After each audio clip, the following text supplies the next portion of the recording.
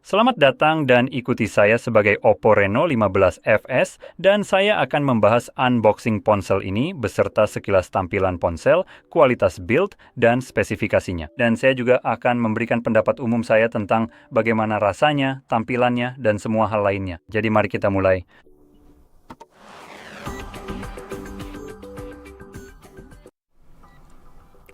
Sekarang, saya ingin mengatakan satu hal, yaitu saya tidak disponsori, dan karena saya tidak disponsori, saya tidak perlu khawatir tentang, Anda tahu, mengatakan sesuatu yang mungkin tidak disukai oleh perusahaan tertentu. Dan selain itu, saya juga tidak berencana untuk disponsori. Jadi saya selalu bisa mengatakan apapun yang saya mau, dan saya tidak perlu, Anda tahu, takut bahwa, tidak, perusahaan-perusahaan tidak akan mengirimkan perangkat mereka kepada saya. Lalu, apa yang akan saya lakukan? Saya tidak akan karena pekerjaan dan sebuah omong kosong itu saya tidak peduli. Jadi karena itu, saya bebas untuk mengatakan apapun yang saya mau sekarang. Mari kita lihat ke dalam kotaknya. Di sini ada beberapa dokumen dan kita mendapatkannya. Buatlah momenmu. Oke, sepertinya kita udah membuat momen kita dengan menghabiskan uang. Jadi di sini kita mendapatkan ponselnya sendiri. Warna biru yang keren ini terlihat bagus, kamu tahu, cukup letakkan saja di samping. Dan kemudian di bawahnya, kita punya kabel pengisi daya Type A ke Type C. Dan ya, itu saja oke. Jadi sekarang mari kita beralih ke ponselnya, nyalakan. Dan saya harus bilang, saya sudah pernah membuka versi yang lebih kecil dari perangkat ini, yang non-FS. Jadi ini adalah, apakah ini yang Pro?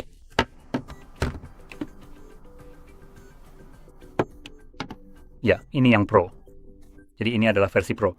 Ukurannya sedikit lebih kecil dari yang ini seperti yang bisa Anda lihat dengan jelas dan saya benar-benar terkejut dengan perangkat ini.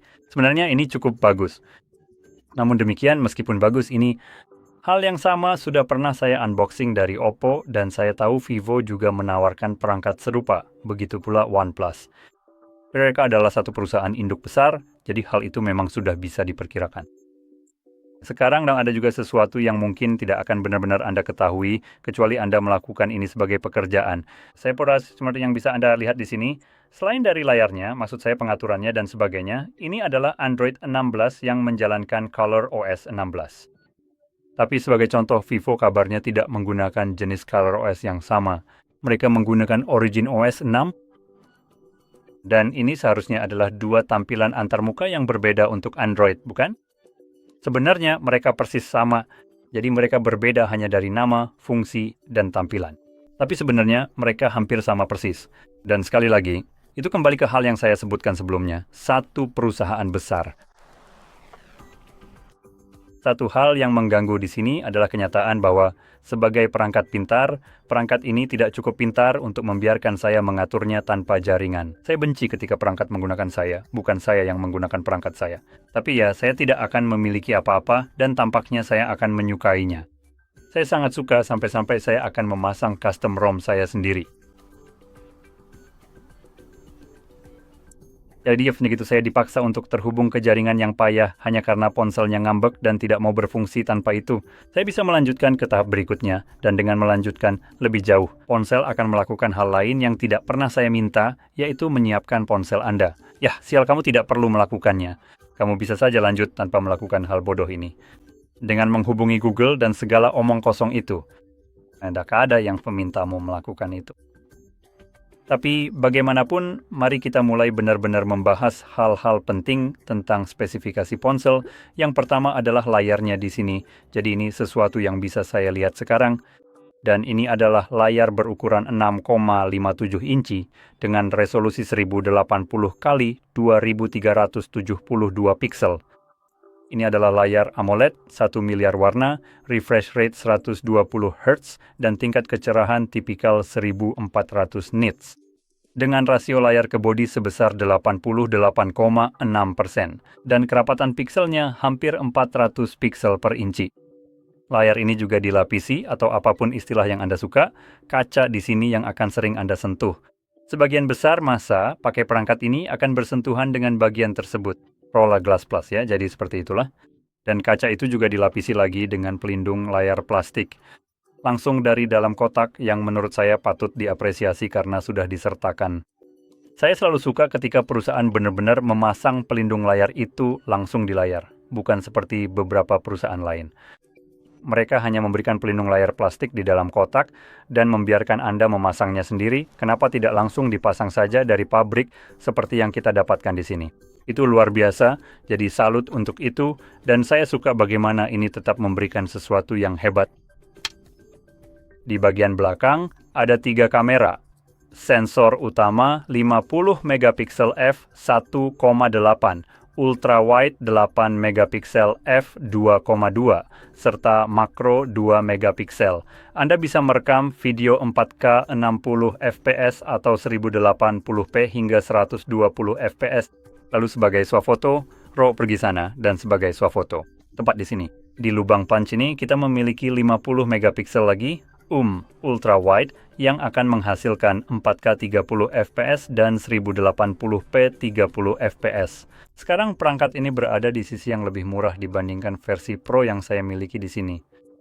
Namun demikian, perbedaan harga antara kedua perangkat ini tidak cukup besar untuk benar-benar menjadi solusi yang layak. Saya akan bilang saya pribadi percaya akan lebih baik mengeluarkan sedikit lebih banyak uang dan memilih versi Pro daripada yang ini. Hanya karena yang ini memiliki beberapa pengurangan fitur dan biaya. Tapi saya ingin menunjukkan satu faktor penentu untuk perangkat ini, yaitu baterainya yang luar biasa, berkapasitas 7000 mAh. Di sini sesuatu yang tidak dimiliki oleh versi Pro. Versi Pro hanya punya 6,2000, jadi perangkat ini memiliki baterai 800 mAh, lebih besar dibandingkan versi Pro dari perangkat ini. Seperti yang bisa Anda lihat dari segi ukuran, perangkat ini juga sedikit lebih besar. Jadi intinya itu yang akan saya lakukan, tapi tentu saja keputusan ada di tangan Anda sekarang. Seperti yang saya bilang, Anda juga bisa mencari perangkat lain yang serupa. Tidak lupakan, mereka tidak akan mirip dengan yang satu ini, karena perangkat ini lebih ke kelas menengah. Jadi saya tarik kembali perkataan saya. Jadi mari kita lanjutkan saja. Jadi baterainya 7000 mAh, dan yang menarik Anda juga mendapatkan kecepatan pengisian daya 80 Watt untuk perangkat ini yang sudah sangat cepat, dan jauh lebih cepat daripada apapun yang pernah ditawarkan Samsung.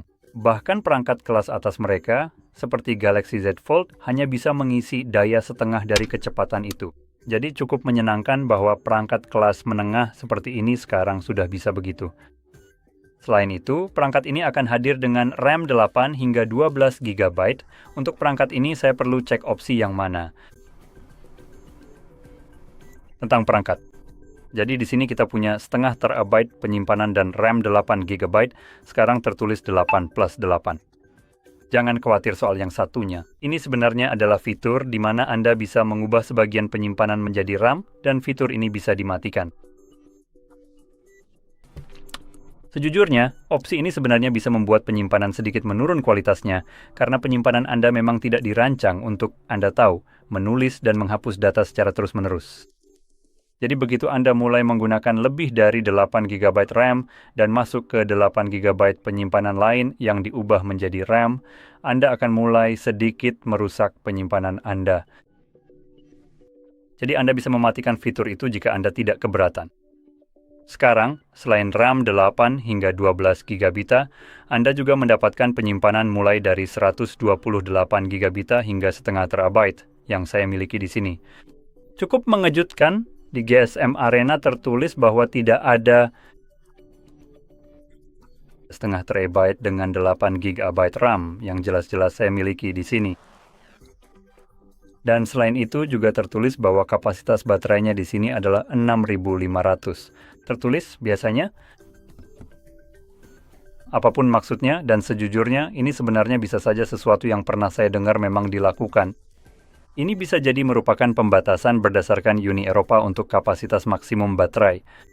Jadi sel di dalam sini mungkin saja berkapasitas 7000, tapi dibatasi secara artifisial menjadi 6500 untuk mematuhi suatu peraturan, meskipun ini adalah sesuatu yang belum pernah saya cek. Jadi saya bisa saja salah. Ponsel ini bisa saja memang memiliki kapasitas seperti yang tertulis di sini. Tapi perlu diingat, di sini tertulis biasanya atau singkatan dari biasanya.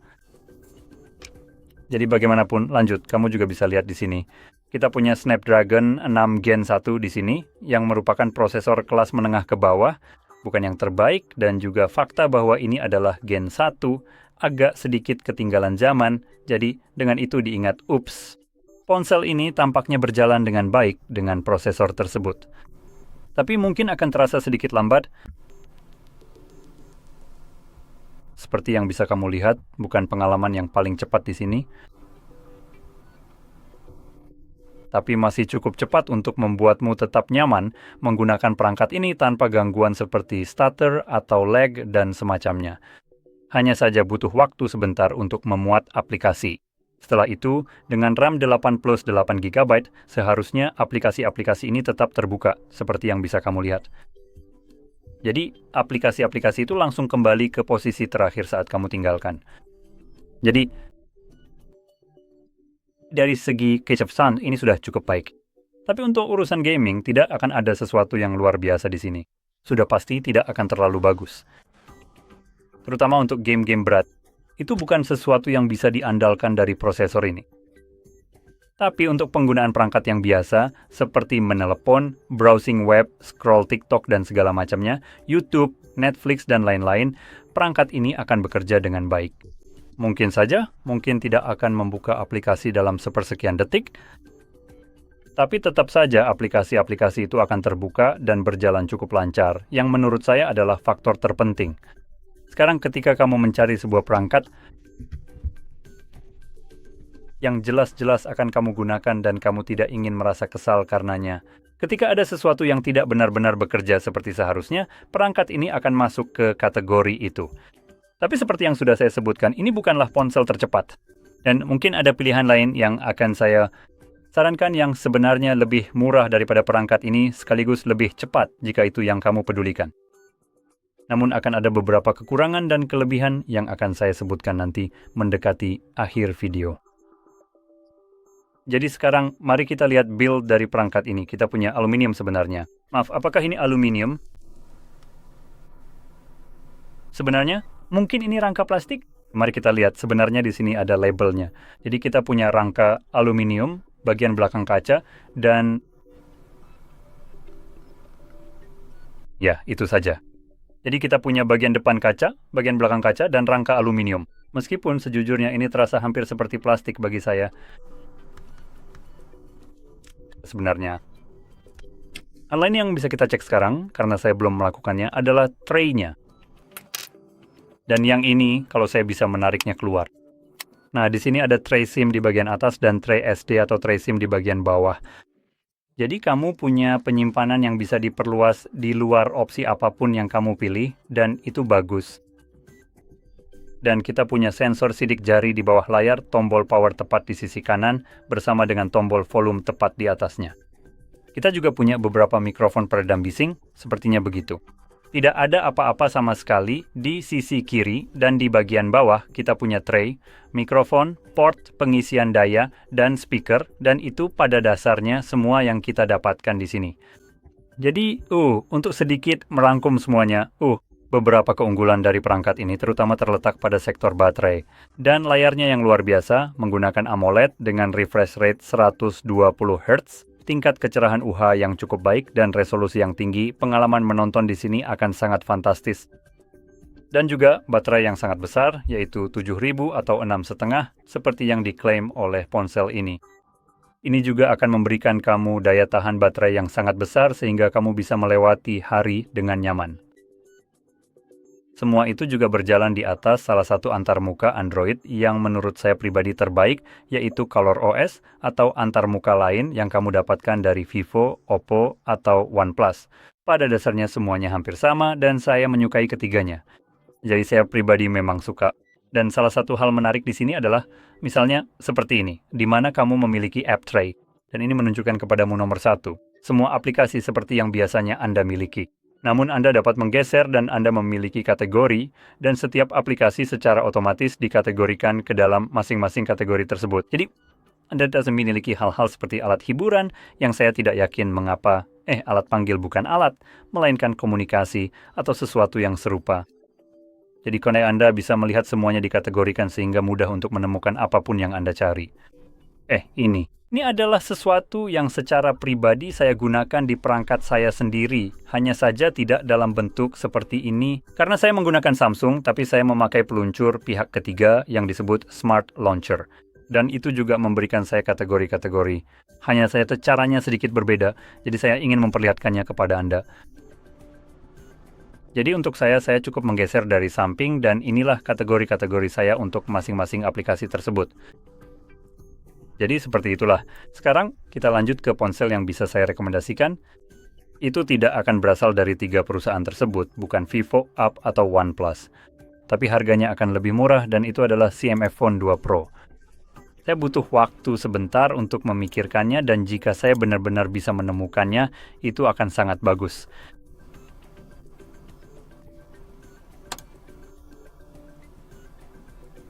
Aduh, di mana sih ini?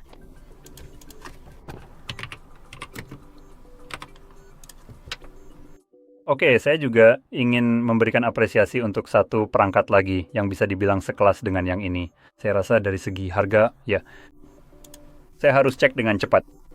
Ini akan keluar kalau saya memang punya yang benar 2100. Ya, harganya akan cukup mendekati itu sejujurnya. Jadi saya punya 2 opsi yang bisa kamu pilih. Kamu bisa memilih yang lebih murah atau yang lebih mahal. Keduanya adalah perangkat yang benar-benar luar biasa. Jadi kita mulai dari yang lebih murah dulu, karena mungkin banyak orang ingin tahu mana yang lebih bernilai untuk uang mereka. Dan itu adalah CMF Phone 2 Pro. Kekurangannya adalah kecepatan pengisian dayanya akan lebih lambat, yaitu 33 watt dengan baterai yang lebih kecil sebesar 5000 mAh. RAM-nya 8 GB dengan prosesor Dimensity 7300 Pro yang akan lebih cepat dari yang kita punya di sini. Jadi itu akan memungkinkan kamu untuk kamu tahu mendapatkan pengalaman yang lebih baik dan lebih mulus dalam membuka aplikasi dan bagaimana perangkat ini terasa saat digunakan. Dan ponsel ini juga hadir dengan layar yang sangat bagus, bahkan lebih baik dari yang kita punya di sini jika dipertimbangkan. Layar ini juga memiliki pull rate lebih dari 2000 Hz untuk responsivitas saat kamu menggeser layar. Jadi, itu adalah seberapa sering layar mendeteksi input sentuhan, berbeda dengan seberapa sering layar memperbarui tampilan yang terlihat di layar, yaitu 120.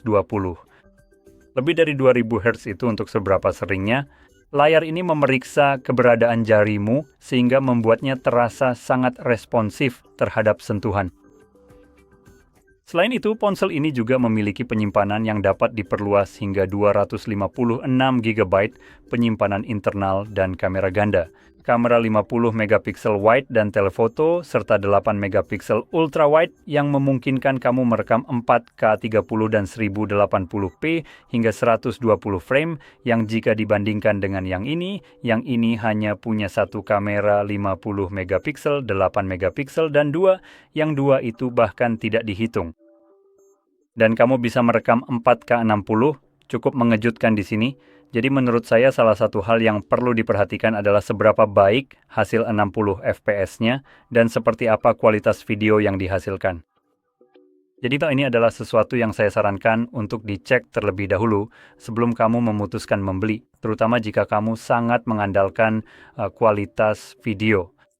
Namun demikian, mengingat perangkat ini dibanderol sekitar, saya perkirakan sekitar $500, itu sebenarnya tidak, maaf, yang ini harganya 460 di tempat saya sekarang, jadi sekitar $460 untuk perangkat ini, sedangkan ponsel CMF akan berharga sekitar 260 dengan kurs saat ini. Jadi Anda memiliki perangkat yang jauh lebih murah, lebih cepat dalam hal daya pemrosesan, tetapi mengorbankan daya tahan baterai. Dan mungkin juga kamera, meskipun ponsel itu memang dirancang untuk memiliki kamera yang bagus. Jadi saya tidak begitu yakin bagaimana perbandingannya dengan yang ini. Di atas kertas, kecepatan refresh yang lebih cepat untuk video, tetapi bagaimana sebenarnya tampilan dari kecepatan refresh yang lebih cepat tersebut. Itu adalah sesuatu yang saya sarankan untuk diperiksa. Itulah ponsel pertama yang saya rekomendasikan, yang sekarang lebih murah, yang harganya sedikit lebih mahal, yang harganya mendekati €500 adalah Poco F8 Pro. Dan dari segi ukuran saya rasa lebih mendekati ini, kira-kira ukurannya sama. Tapi ponsel ini memiliki baterai 6200 mAh yang bisa diisi daya dengan 100 watt. Prosesornya jauh lebih cepat, Snapdragon 8 Elite, RAM 12GB, dan storage hingga 5012GB. Kameranya ada 255 wide dan telephoto, 8 720p ultra wide, serta mampu rekam 8K 30 fps, 4K 60 fps, dan 1080p hingga 960 fps. Meskipun itu akan digunakan untuk slow motion dan untuk layar, lagi-lagi sama, tapi ada catatan tambahan untuk layarnya. Ponsel ini mendukung Dolby Vision. Jika kamu menyukai fitur itu di ponsel ini sudah mendukungnya. Dan seperti yang saya katakan, ini akan menjadi lebih seperti ponsel flagship dengan harga yang hampir sama. Sementara ponsel ini menggunakan prosesor kelas menengah dan bukan kelas menengah yang hebat, Poco F8 Pro pada dasarnya hadir dengan apa yang bisa dianggap sebagai flagship. Dan hingga tahun 2025, prosesor ini memang merupakan kelas flagship karena seluruh lini Samsung S25 menggunakan prosesor ini di dalamnya. Dan ini adalah prosesor yang luar biasa. Prosesor ini benar-benar melibas semua hal. Performa yang dihasilkan sangat luar biasa. Jadi dalam hal performa ini sangat bagus. Sejujurnya, ini bahkan lebih dari yang saya butuhkan di ponsel saya. Jadi ini akan menjadi alternatif yang sangat baik jika kamu mencari ponsel yang sangat murah. Dan perlu diingat, ini adalah harga retail langsung dari situs web Xiaomi yang saya berikan padamu.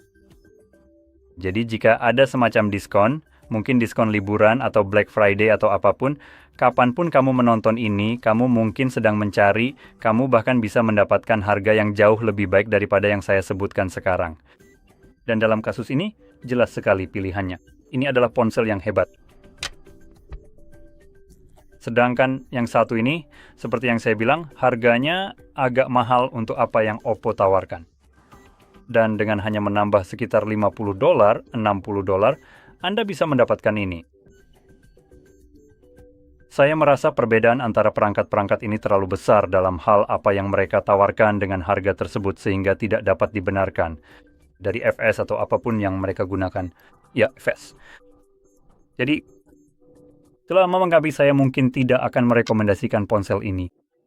Ini bagus, hanya saja harganya itu terlalu mahal jika mempertimbangkan semuanya. Bahkan ponsel Oppo sendiri hampir bisa bersaing dengan ini, terutama jika mereka juga sedang diskon. Itu mungkin akan membuat harganya hampir sama, yang pada akhirnya terasa konyol. Jadi semoga video ini bermanfaat untuk Anda, dan jika iya, jangan lupa untuk tekan like, subscribe, dan terima kasih sudah menonton.